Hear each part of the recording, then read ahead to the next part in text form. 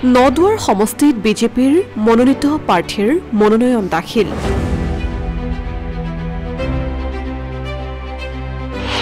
এশ 10টা ৱাৰ্ড আৰু 11 গৰাকী আঞ্চলিক পঞ্চায়তৰ প্ৰাৰ্থীয়ে মনোনয়ন পত্ৰ দাখিল কৰে। দলীয় কৰ্মী সমৰ্থকৰ পদযাত্ৰাত অংশগ্ৰহণ বিধায়ক পদ্ম হাজৰিকাৰ।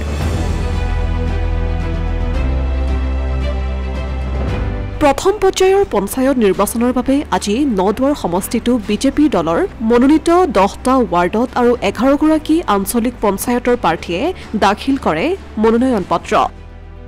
দিনৰ 1 বজাত আজি জামুগুৰিহাটৰ বাপুজী ভৱন প্ৰাংগণৰ পৰা বিশাল দলীয় শোভাযাত্ৰা কৰি নদুৱাৰ খণ্ড উন্নয়ন বিষয়াৰ কাৰ্যালয়ত আহি মনোনয়ন পত্ৰ দাখিল কৰে বিজেপি দলৰ মনোনীত প্ৰাৰ্থীসকলে। মনোনয়ন পত্ৰ দাখিলৰ সময়ত দলীয় কৰ্মী সমৰ্থকসকলক সংগ দিয়ে নদুৱাৰ সমষ্টিৰ বিধায়ক পদ্ম হাজৰিকাই। নিজ দলৰ প্ৰতিনিধিসকলে মনোনয়ন পত্ৰ দাখিলৰ অন্তত পঞ্চায়ত নিৰ্বাচনত 100% আসন দখল কৰিম বুলি বিধায়ক পদ্ম হাজৰিকাই সাংবাদিকৰ আগত মন্তব্য কৰে। প্ৰাৰ্থীক মনোনীত কৰিছিল, তেওঁলোকে আজি সকলোৱে একেলগে মনোনয়ন পত্ৰ দাখিল কৰিব যে আগন্তুক পঞ্চায়ত নিৰ্বাচনত অহা 2 মে'ত হ'বলগীয়া পঞ্চায়ত নিৰ্বাচনৰ বাবে আজি 10 তাৰিখে দিনটো তেওঁলোকে মনোনয়ন পত্ৰ আমাৰ সমষ্টিৰ 4 গৰাকী জিলা পৰিষদৰ প্ৰাৰ্থী, 19 গৰাকী আঞ্চলিক পঞ্চায়তৰ সদস্য আৰু আমাৰ দলৰ প্ৰতীক যদিও নাথাকে 190 গৰাকী আমাৰ গাঁও সভাৰ সদস্যই আজি মনোনয়ন দাখিল কৰিব। তাত আমাৰ কোনোবা হয়তো দলৰ বাহিৰৰো আছে, যে দলৰ ডাইৰেক্ট সদস্য নোহোৱাও আছে, যে যিহেতু আমি প্ৰতীক নোহোৱাকৈ পঞ্চায়ত নিৰ্বাচনৰ সন্মুখীন হ'বলৈ ওলাইছোঁ, এইটো আমাৰ চৰকাৰে এটা সিদ্ধান্ত যাতে স্বচ্ছ পঞ্চায়ত আমি গঠন কৰিবৰ কাৰণে, সেইকাৰণে আমি দলে সমৰ্থন জনোৱা গাঁও সভাৰ সদস্যসকলো আজি প্ৰাৰ্থিত্ব তেওঁলোকে আগবঢ়াব নিৰ্দলীয়ভাৱে। গতিকে দলৰ প্ৰতীকত আঞ্চলিক পঞ্চায়তৰ সদস্য আৰু জিলা পৰিষদৰ সদস্যসকলৰ আজি মনোনয়ন দাখিল কৰিব। ৰাইজৰ বিপুল সঁহাৰি, দলৰ কাৰ্যকৰ্তাসকলৰ যথেষ্ট উৎসাহ আৰু আগতে আমাৰ 100% পঞ্চায়ত আমাৰ হাতত আছিলে স্থানীয় চৰকাৰৰ, এইবাৰো আমি 100% ৰক্ষা কৰিবৰ কাৰণে সক্ষম হ'ম। ইয়াৰোপৰি তেওঁ কয় যে নদুৱাৰ সমষ্টিত এতিয়া কংগ্ৰেছ দলটো সম্পূৰ্ণৰূপে বিধ্বস্ত। প্ৰাৰ্থী দিবলৈও এতিয়া কংগ্ৰেছৰ মানুহ নোহোৱা হৈছে।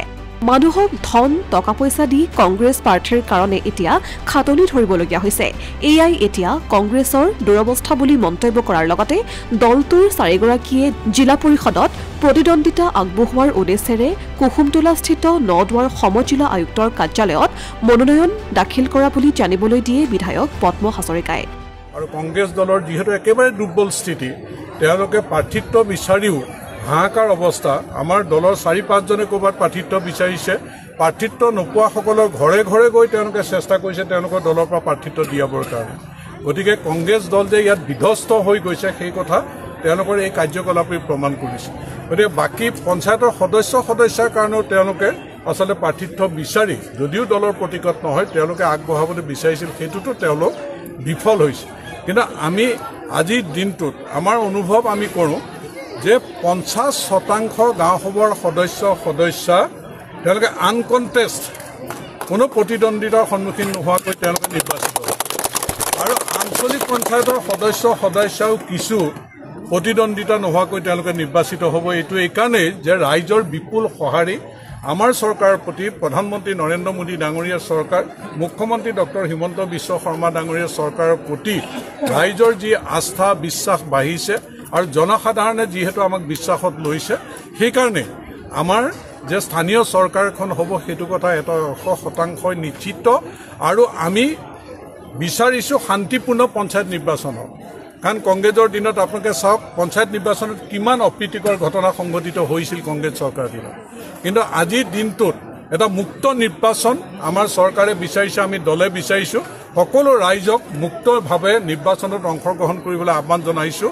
ইয়াত কোনো ভয় ভাবুকিৰ পৰিৱেশ নাই।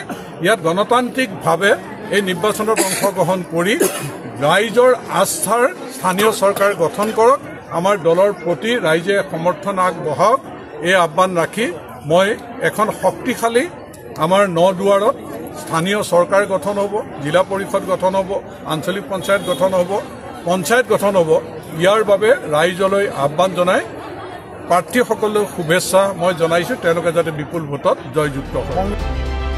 অসমীয়া প্ৰতিদিন ডিজিটেল সংবাদ জামুগুৰিহাট।